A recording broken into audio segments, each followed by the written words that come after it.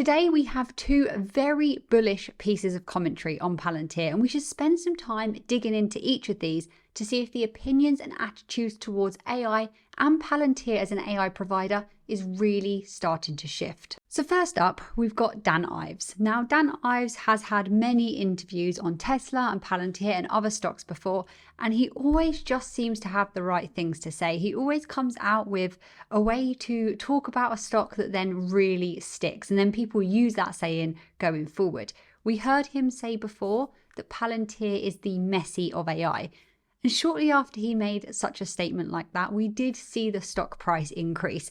But let's see what he's got to say recently. Why are they the Messi of AI? Because I believe they are the purest play AI name in the market, period. And look, Palantir is one where, many have been negative on that story for a number of different reasons. But I think what you're seeing now happen is that they've actually parlayed enterprise success, and you're now seeing the use cases explode. I believe Palantir in 25 is our base case, but that is the golden child of AI. So we just heard him say that Palantir is not only the Messi of AI, but also the golden child of AI.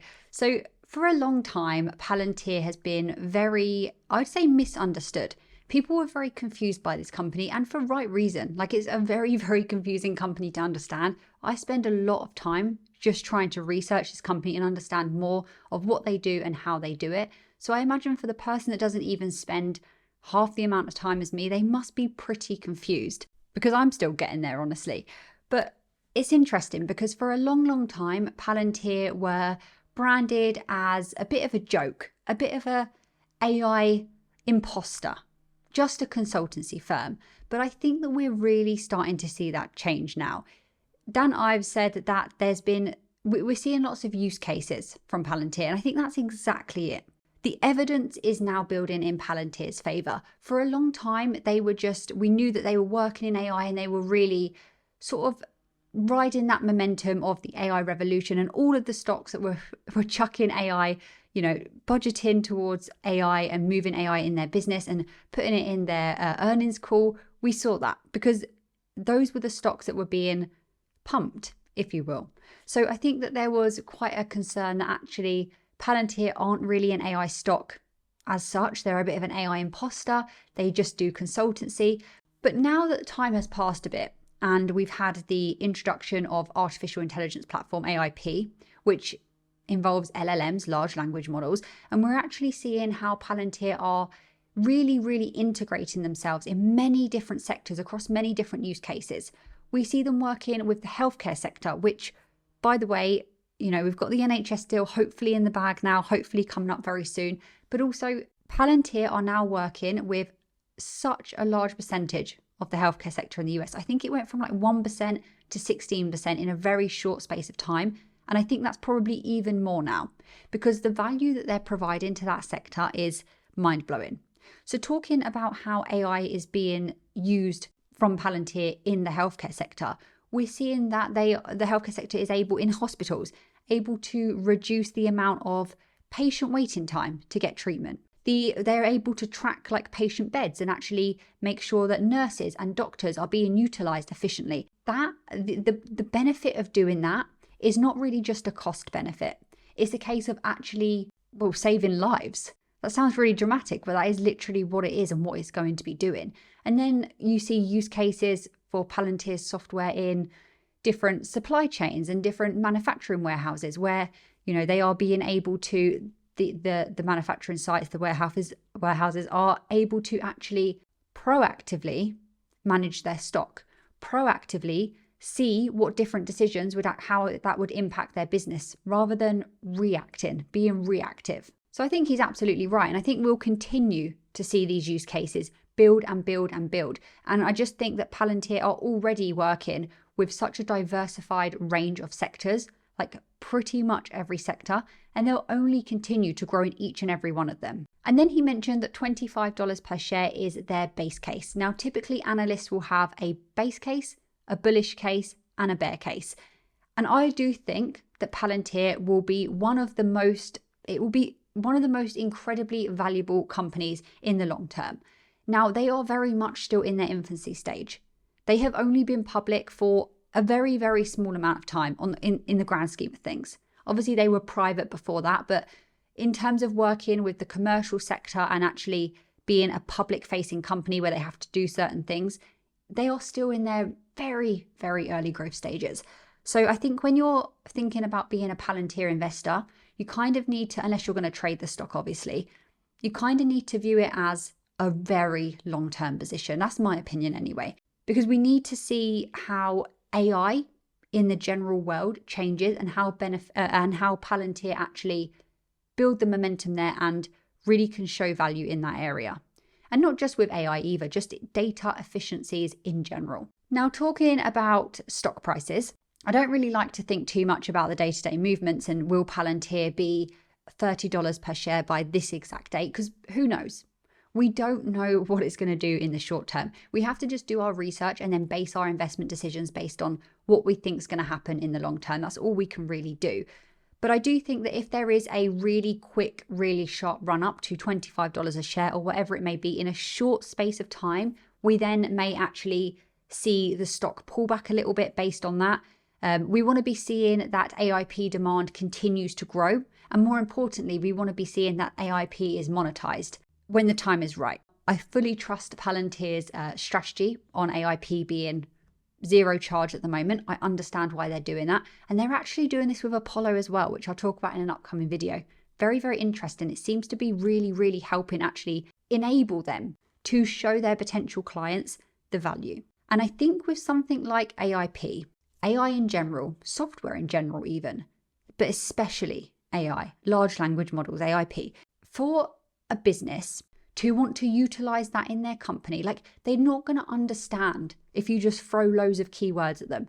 If you just say large language models, this and that, and ontology and all these big words, unless they're really, really knowledgeable about that sort of area, they are not going to understand how that can actually benefit their business. You can chuck words at them and you can say, oh, it's going to be great, you really should get AIP, etc., etc. But to actually allow them to see that value for themselves without having to part ways with lots of money, I think that then builds the confidence in the potential client's mind just what AIP and Palantir's software can actually do for them. I think that's very, very smart given how confusing AI and large language models, all of that really is.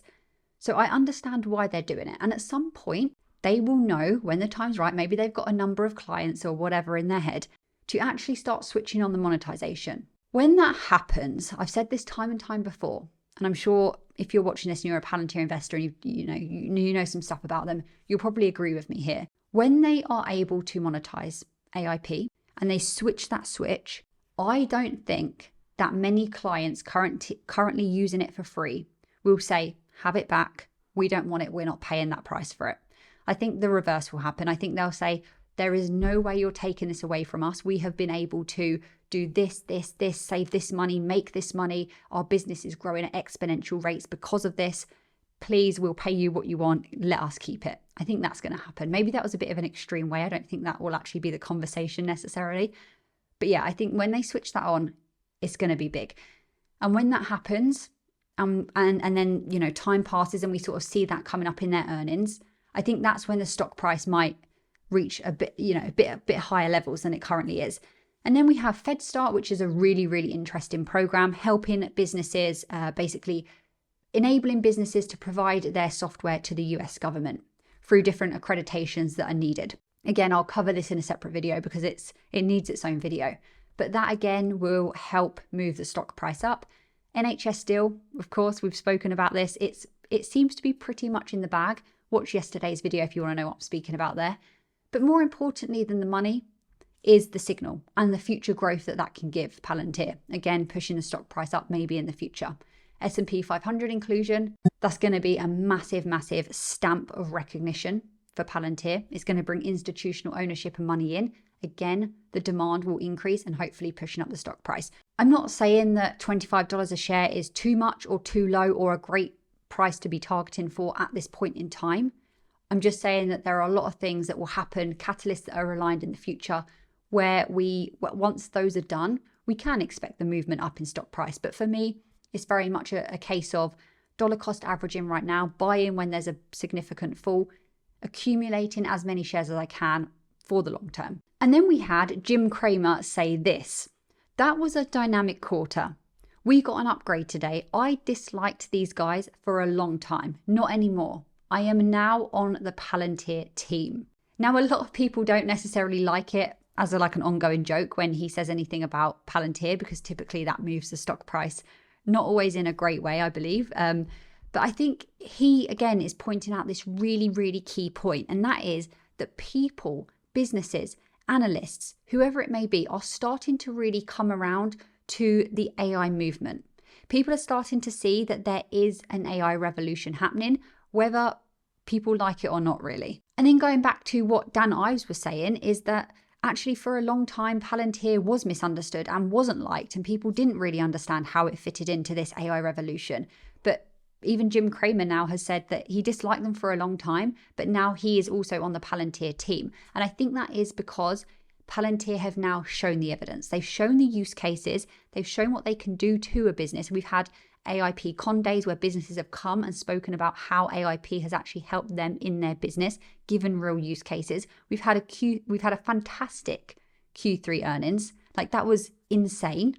So all of these little pieces of evidence have been building and building. So now people are able to say, actually, do you know what? I think Palantir are legit. I think they're the real deal here. And I think now a lot of businesses are actually feeling the pressure to start incorporating and integrating AI into their business, because if they don't, I think they're frankly scared of being left behind. Let's just think about two businesses here, and we'll say that they're in the same sector. Maybe they're in the marketing sector. One of them companies isn't using AI and is not willing to start learning or integrating AI into their business because perhaps their leadership team, their CEO, thinks that AI isn't really real and it's just a fad and it will disappear in a few years. We don't really need to spend the time and money actually learning about this and how it can benefit us. And then you've got the other business, this is all just hypothetical of course, that is willing to learn and does see potential in AI. And, you know, they're maybe not the best. They maybe don't understand truly what LLMs are or anything like that, but they just sort of dip their toes in, spend some money, spend some time on training their resources into using AI in just everyday role. That company that does that might then go on to see that they are able to grow their productivity by, let's say, something crazy like 50%. And then they can create a lot more value for their clients. And then this means that they can take on more clients and grow their revenue because they are able to almost outsource very simple tasks to AI. Or they are able to, if you think about AIP, they can actually use that to make better decisions for their businesses. They can use it to scope out different data efficiencies within their business. So I think what I'm trying to say here is there is a competitive need for it and it's not going anywhere. And I think businesses are really starting to click onto that idea. And all of this links really nicely in with a book I'm reading right now, which is The Diary of a CEO, Stephen Bartlett's book, The 33 Laws of Business and Life. And there's a particular chapter that talks about laws, I think it's 5 and 6 in the book, this whole idea of cognitive dissonance and how the businesses, the people, the industries that actually lean in to what feels like bizarre behavior and bizarre trends at the time, and the ones that don't ignore what may be beneficial to them are often the ones that go on to succeed. Instead of being the people that refuse to accept new information because of cognitive dissonance, which is actually happening way more nowadays than it ever has before. And that is because of technology advancements. They're happening, change is just happening so much faster than it ever has before. And I think this is the case with AI and the AI revolution. And that's what we're seeing. The businesses that are incorporating AI are the ones that are saving the money, the ones that are generating more money, the ones that are making more money per employee.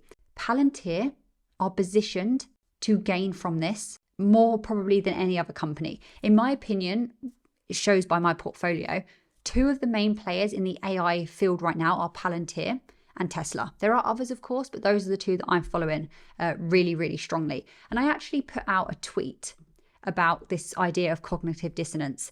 And I said, there has been many times in history that innovation has happened and those who didn't adapt got lost. People who didn't see the innovation or didn't try to and called it a novelty and a fad missed out. Some examples included digital music, which pushed out physical stores, online news, of course, trying to replace newspapers.